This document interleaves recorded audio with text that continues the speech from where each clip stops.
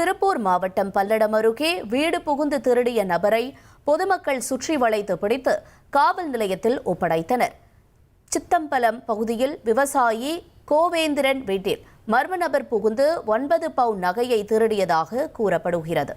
இதனை கவனித்த கோவேந்திரன் அப்பகுதி மக்கள் உதவியுடன் திருடனை மடக்கி பிடித்து தர்ம அடி கொடுத்து காவல் நிலையத்தில் ஒப்படைத்தார். போலீசார் விசாரணையில் பிடிபட்டவர் தேனி மாவட்டத்தைச் சேர்ந்த அசோக்குமார் என்பது தெரியவந்தது. அவரிடமிருந்து 9 பவுன் நகையும் பறிமுதல் செய்யப்பட்டது.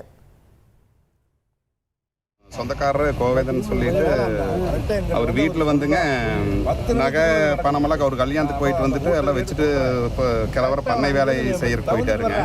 தண்ணி குடிக்கிறதுக்கு வந்திருக்கிறாருங்க. திருடம் வந்து அந்த பூட்டை உடச்சி நகை இதெல்லாம் எடுத்துகிட்டு ஓடிக்கிறானுங்க.